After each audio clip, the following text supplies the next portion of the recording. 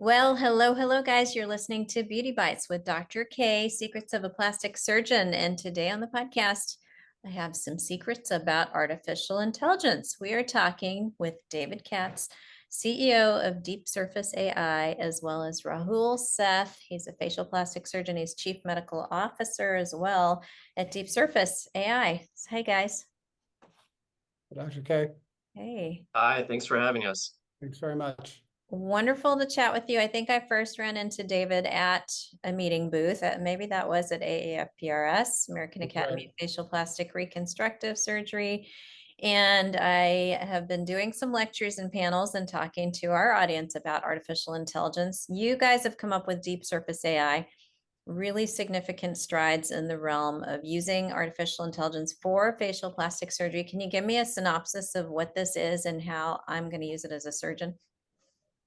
Sure. So what we have is some of your patients will know what morphing software is, or simulation software, where working with a surgeon, the surgeon will take an image of a patient's face in 2D or 3D, and then simulate procedure objectives on that model of the patient's face.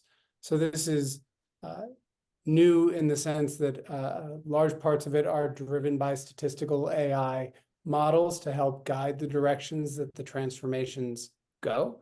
And it will become increasingly that way over time as we continue to develop out features. Anything I missed, Rahul? No, we're providing just large data-based information to help guide transformations that, really provide the patient and the surgeon a framework to work in. So you guys are using these tools to quantify kind of biologic variations in facial structure and facial form. What does that look like? Is this machine learning that machines are scanning our faces and recognizing repetitive features and measurements, ratios, proportions, or angles? What exactly is the software doing? Sure. So it starts with a training data set that we've licensed of about 1,000 faces in 3D. That's too small to do a lot of very heavy deep learning work or anything like that, but large enough to get a good statistical basis for how faces tend to differ from one another. The way we started in AI is with this project is probably the most straightforward one to think about. So one of Rahul's specialties is gender affirming facial surgery, and the transformations from male to female or female to male are more subtle than sort of just thinking in standard linear measurements and angles would have you would lead you to think. And so working in the context of having a 3D statistical understanding of what those differences are in the forehead, in the nose, in the cheeks, and then being able to translate them onto a 3D model of a patient's face in a way that stays in the boundaries of where surgery focuses in that procedure is our objective, both in gender affirming facial surgery and for all of the other procedures that are covered in the software, rhinoplasty, cheek and lip fillers, things like that. How is this different from face tuning or the morphing technology that we already have? I think, you said our patients might be familiar with morphing. I think they're way more familiar with Facetune, which we can tweak our appearance, images, and angles and bone structure. But how is this a different tool for a clinician? How would I use it? I'd scan someone's face and then do what? Rahul, why don't you kind of walk through your process? Yeah. So basically, and then I'll let you talk about the differences between Facetune and what the software is allowing the provider to do and the major differences. But in my process for using the software, I will take an image of somebody's 3D, take an image of somebody's face in 3D, and be able to upload it on our cloud-based software, and then be able to have that software be able to give inputs or a guided or functional ability to morph the face. And in other words, it provides a framework for us to be able to quite accurately morph a face in its most natural form, and gives you an output to share. That's how I'm currently using the software and kind of how we've designed it.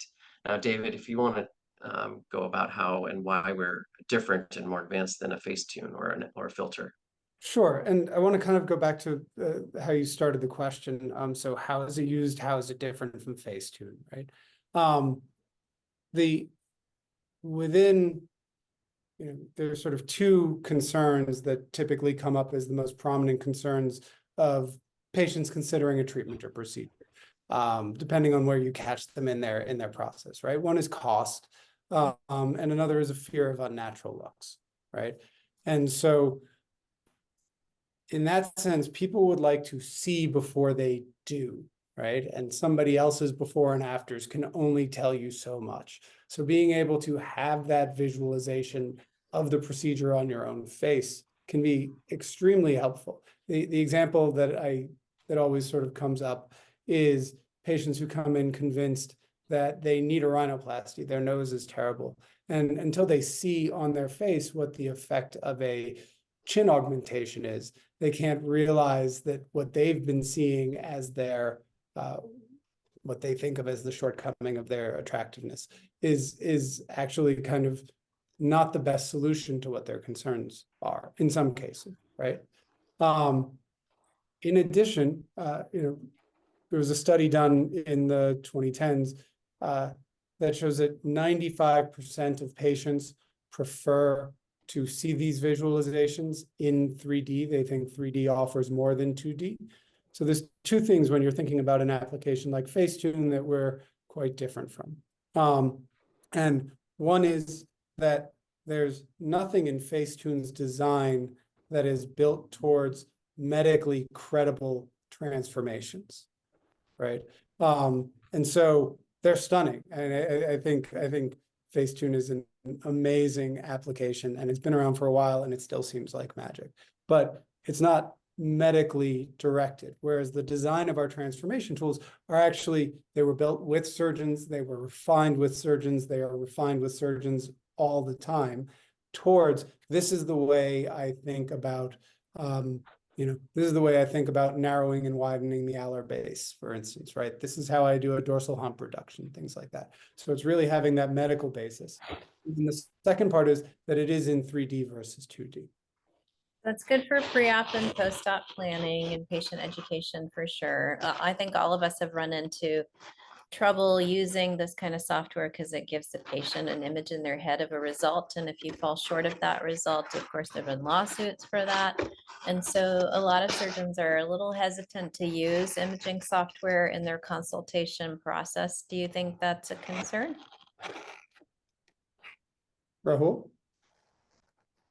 Yeah, I think it is a barrier for some surgeons, but I think that the growing trend that we see is that surgeons can gravitate towards that because it allows a recognition of what is the most natural or feasible. You're able to control that with the patient, and having an upfront conversation with the patient, at least in my practice, that look, this is a suggestion, and this is an ideal. It may not be what is the end result.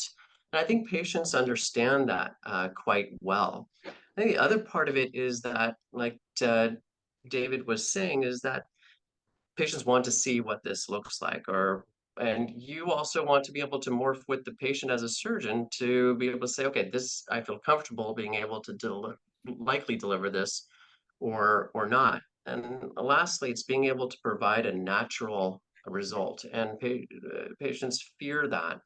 And having a data-driven based analysis that is able to say that, okay, for your facial features of your cheeks, your jaw, this is potentially a best fit nose, taking into account all of the other face. And that's where the AI really comes in handy, is to come up with that best fit. And I'll Amazing. say two more, I want to jump in and say two more things really quick. Yes. So one, it is probably true.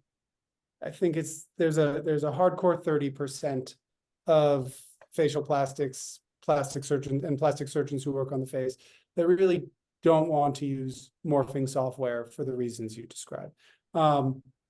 But research surveys show around 70% are using some kind of tool.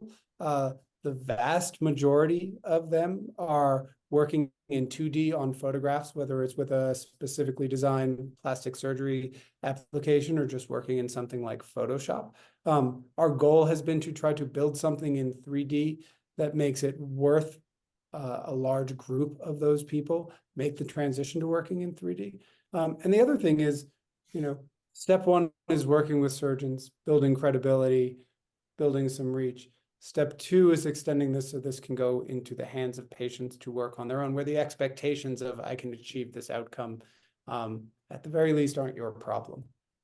Interesting. I guess then you would have to train the software on the limitations of like, well, how much bone can you take out of a hump and before you collapse or get a saddle nose, or how much chin projection can you get before it's unrealistic and someone wants to put Jay Leno's chin on their petite face. So you'd have to give a lot of software parameters. Is that something you're designing in the engineering of the AI? We think about it, but and we tune the amount of range we offer to make sure that you can't get too unrealistic. On the other hand, we've actually really made an effort, at least with the surgery tool, with the tool that's designed for surgeons, not to take the surgeon and their expertise and the special knowledge they have of the patient out of the process. So in a sense, it is the surgeon during that consultation who's saying, your bridge cannot be narrow in this. I wouldn't be comfortable taking your bridge narrow in this. You're going to have problems breathing, right? And AI can do a lot. I actually am skeptical of the idea that any sort of beauty algorithm, no matter how well it works, is going to make it so the full plan will be done without the surgeon. I think you're all safe, frankly. Mm-hmm. How are we incorporating features of ethnicities, diversity, and gender differentiation into the programming? Like we've heard some criticisms of AI, the AI being taught by faces that are all the uploaded faces are all very homogenized or very Caucasian features. What are we doing to build the diversity and ethnicity into the AI software? Sure. It depends how nerdy you want me to get. So I'll start really high level. The training data set is about slightly majority white, and the rest is a diversity of other ethnicities. It's actually sort of a pretty representative sample of diversity in the US and Canada. When you look at the numbers. That's what we were able to get on our first pass with, frankly, the funding we had, right? It's not the goal. The goal really has to be you want samples of equal size from every ethnicity so that there's nothing imbalanced in your predictions. And we will get there, is the thing I'll say. In the meantime, we've taken steps to make sure that it is not biased towards our majority white sample. And then I'll just give you one basic statistical way we've done that. And my background is in 3D statistics, so I tend to move in that direction when I talk. Rather than use the whole sample when we're generating, let's say, average male and female faces and just taking an overall mean, we'll take a mean in each ethnicity and then we'll average those together. So in the end, you have one white male face, one white female face, one African-American male face, one African-American female face, et cetera, et cetera. And from that, you're building your global average. And in that way, you can sort of unweight the imbalance in your sample. It doesn't mean you have a perfect, as good an estimate of the mean in the smaller sample populations, but you can take measures like that to be cautious, and we do.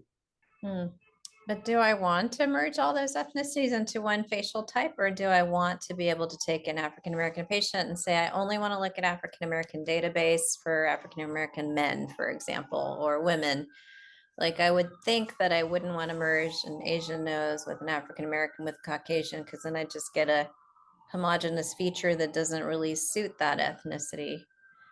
And maybe I'm Um, gonna have to ask the patient, like, you are after you, do you identify as African American, or do you want a more Caucasian look? Like, which set of noses do you want to look at? So, right, two parts to that. One, we're not that prescriptive, right? And so we have a set of very heavily statistically driven sliders. And then we have a whole bunch of refinement tools. So, and those refinement tools are just more geometric in their approach, wider or narrower of the bridge that you have, right? More volume in your cheeks, less volume in your cheeks, things like that. And so at that point, you really have enough control, and we've never had any reports of not being able to have control to create the morph you want to make within an ethnicity. The second part is actually a much more complicated question, is what are people's goals for their procedure?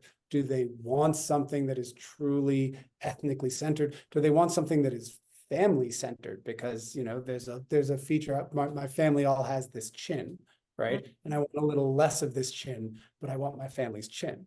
So we will figure these things out later. For now, we stay more general.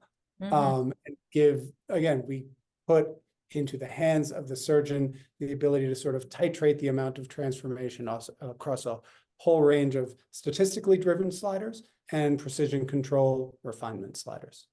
And how does the software compare to image analysis software that's already available on the market? You know, for example, many surgeons have Quantificare, or there's 3 or 4 brands out there where we can do 3-dimensional facial analysis, looking at volumes, looking at contours and angles. How is this different? Rahul, maybe you have a good clinical standpoint. Yeah, so I previously and still partially do use one of those as you know, as part of our transition off of that. And I didn't get that. Could you try again? I will tell you that what we do with the AI aspect of the software really allows it to be much faster, much smoother, and it's basically I'm able to create something that doesn't have little lumps and bumps in it like I used to get. So when I previously used to add volume to a cheek or change the jaw size, it was not within all of the spectrum of those other softwares. However, as David has mentioned, we've built those abilities into Deep Surface's algorithm. And particularly with facial feminization surgery and gender affirming work that I do, we've built a lot of that into this software because it encompasses many of the other facial plastics procedures that patients ask for. And it's able to create a very realistic appearing face in a very quick way. And that's the big differentiation factor for me in a busy practice, just trying to produce ideas for patients. What's And then the I'd add, software that you're currently using? The other one, I use Deep competitive Surface and I used Vectra. Spectra, yeah. Canfield product. The Canfield other one, difference, I think most people in aesthetics are pretty familiar with Canfield, but yeah, I think all the softwares have some limitations, so it's just interesting to see how they do differentiate. we also I think a Quantificare camera is around $100,000. I think a Canfield camera is around $12,000. And you tend to be tied to a particular, with us, you just need a smartphone, usually a vintage 2021 or later about. And we're also cloud-based, so it's portable for surgeons who have multiple clinics, for instance, or would want to do this in multiple rooms instead of in whatever room they're seeing a patient in, instead of having to move the patient into an imaging room. all that becomes possible as well. In general, there's a lot of talk and flash about AI, but when you really look into the useful apps, they are limited. Which ones are you guys using that you think like change your daily flow of life, like you use them on the regular? Sure. I mean, for me, it's ChatGPT at Yeah, this point. for sure. And to the extent that it's really useful AI, the recommendation engines in music applications, I would say those are my two. Right. And how about you, Rahul? For me, Chat GPT, and I'm trying to incorporate it more and more, especially into things like marketing, email management, schedule management, etc. Just whatever I can do to make my life better.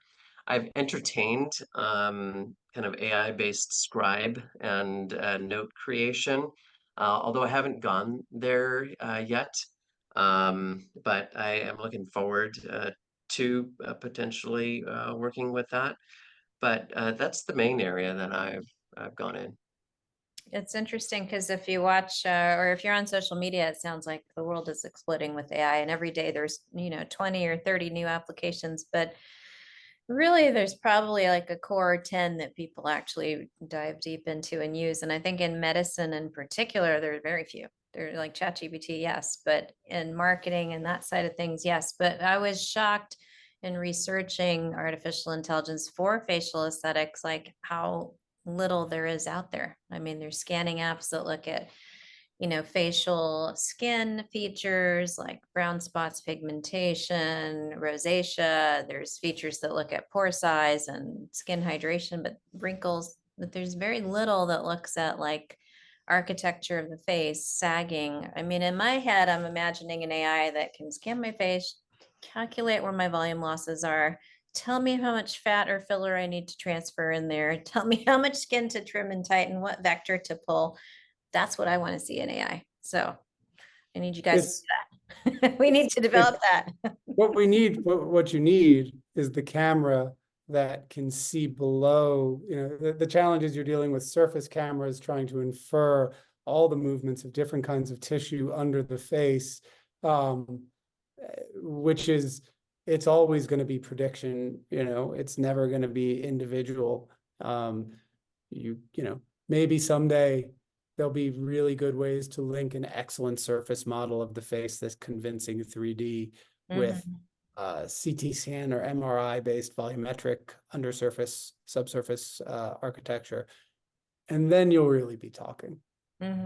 Maybe we get a picture of the bony anatomy where the typical muscles usually attach and what the volumes look like. That's right. Something At the same time, with with the data and an understanding of attractiveness and what defines attractiveness and average and the influence of averageness, with the data that we have and aim to collect, it is within the realm and an upcoming goal to be able to have such features to be able to give the most attractive or beneficial ideas or configuration of the face. And so for be able to change those with age, change that with weight, and be able to show what the face may look like, and even on ethnicity, on our previous discussion. I don't think we're too far away from that. It's definitely the goal. 3 years ago when we started doing this creation of this company and software, we this was where we saw it going, and as we progress, it really becomes closer and closer to that. And we'll also incorporate those trends in culture and those trends in surgical abilities as we understand how as surgeons want to morph faces into those that are most desirable. So all that data feeding back is able to really guide us quite a bit, not so that it's an automated answer just given to the surgeon, but it's what David calls a functional generative AI, where it's really providing you a parameter and guidance-based system to be able to educate yourself as a surgeon and the patient themselves. Are you guys a privately held company? Is it the two of you starting on this amazing venture, or do you have funding, venture capital? We are we're a private for-profit corporation. We've raised equity in the past, and we've also so I'm actually up in Canada, and there's a pretty robust non-dilutive grant system up here as well, aimed at helping small businesses get started. So we've benefited from that as well. And I mean, they say you're sort of always fundraising, so I don't want to say too much about it, but hopefully there'll be some interesting news about, to the extent it's news, hopefully there'll be some interesting news about that soon. Interesting. And do you envision someday just being able to have an app or a product that you'll sell to surgeons as the consumer? The consumer will be the surgeon, or the consumer will be the patient? I think it's both. And I think that it can become part of patient management. We're already licensing to surgeons. We have our first batch of surgeon licensees out there using the software. I would love to also get this into the hands of patients to use it themselves. It's going to be somewhat different, but they're the ones who want to be able to think about this. So the hurdle to get over there is a technology hurdle about being able to, without too much distortion, getting good 3D of a person's face off their phone when they're moving it around their face. It's one thing to do it with a quantificare camera or a cam field camera, or with a physician's assistant or the surgeon doing the capture. It's another when the patient's collecting their own Interesting.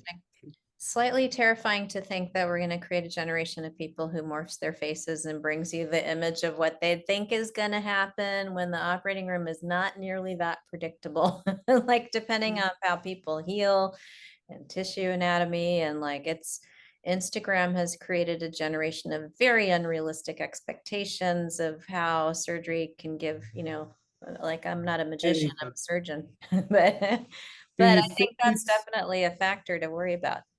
Can I ask you a question on this? Do you think it will be easier to work with patients who come in with a transformation of their own face than with a picture of somebody else's face who they just sort of structurally look nothing like? That's a great question. And I think it's there's difficulty on both sides. On the one hand, looking at their own self-morph picture, I'll be able to look at that photo and say, this is not realistic for your bone structure. I can't achieve that goal. And it's such a true rendition of who they want to be. So that's super helpful. On the other hand, sometimes it's nice to have the ambiguity of they're showing me the lips of 5 different girls that they like, or the cheekbones that they like. And I get a global sense of, I can see the feature, the structure that they want, and apply that to their face.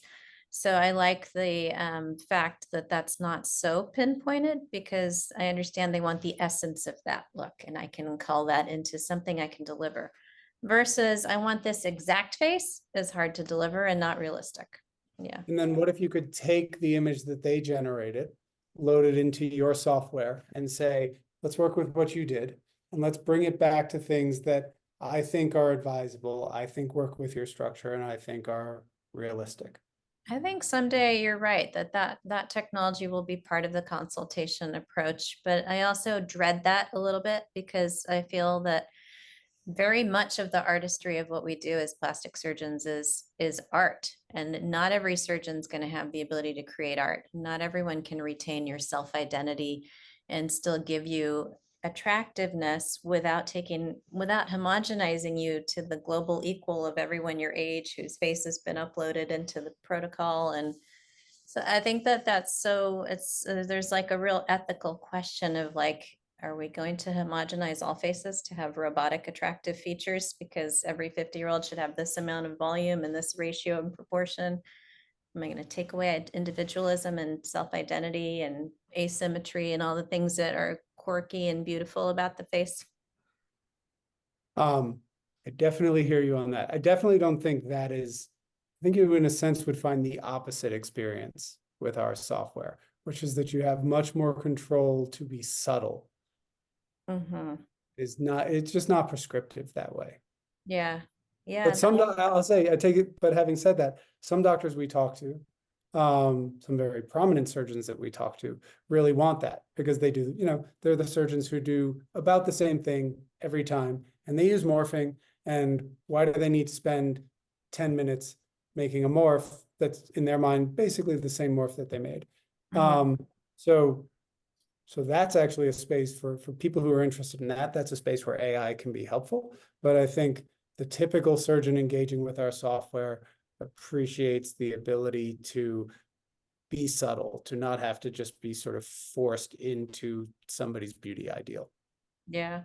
I think the I most think that- interesting thing, sorry, Rahul, I was just going to say that the machine learning of the face is going to be fascinating to see, to have a machine learn 1 million faces at age 50, what happens that is different than what was happening at age 40 is going to really teach us how gravity and sagging and ligaments change in a way that we've only been able to imagine and, create the theory behind it. So the machine learning will be fascinating. Same way machine learning has showed us that the computer can tell based on the retinal appearance, if you're a woman or a man, like something a human eye could never discern, the machine has learned from 1 million eyes it's looked at, right?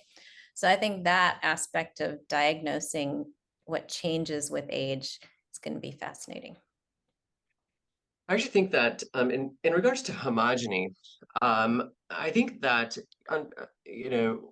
with understanding faces in 3D and understanding that there's 55,000 roughly points that go into the 3D images that we have to work with, we actually kind of get away from homogeny because we're not dealing anymore with the more simplistic approaches to proportions and measurements. We're in a much more sophisticated and detailed analysis, and that actually takes us further and further away from homogeny. So I think the direction that AI and increased data, which is really what it is going to actually be able to drive us in a way of increasing individuality rather Personal. than Yeah. rather than the other way. And the other thing, I really think that when it comes to morphing and patients coming in with morphing and having expectations, that becomes a really challenging question, and one that deserves a lot of conversation between surgeon and patient. But we know that when patients are dissatisfied, a lot of times it can be one of the big reasons of just a communication loss of what the expected result was. And when that mismatch is present from the beginning, you have a collision course at work, and neither party knows it until things are done and healed, and it doesn't go very well. Versus I find that whenever I use morphing, I have a really good idea of what the patient wants. They have an idea of that they've been able to communicate that. And yes, it depends on certain skill level and just how the operation goes and whether that result can be obtained. But when it is, you know that everything has merged: the patient desire, the surgeon's output, and what the morph had said. And it's going to be tough, but I think it's also going to change the way we approach surgery. It's going to change how we critique our own work. It's going to change how we develop procedures and the future of procedural development. And I think it'll push us to the next level. Well, this has been such an interesting discussion. I can't wait to try Deep Surface AI.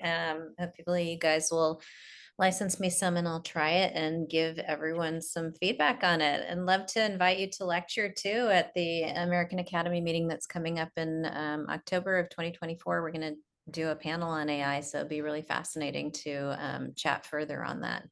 Where can everyone find you guys on social media or your company sites? You can find us at deepsurfaceai.com on the internet, and that's a good place to start. And you will find links there, I believe, to our Instagram and to our LinkedIn and things like that. And am I missing anything? Yeah, quite simply, we are just on Instagram. Our handle is Deep Surface AI.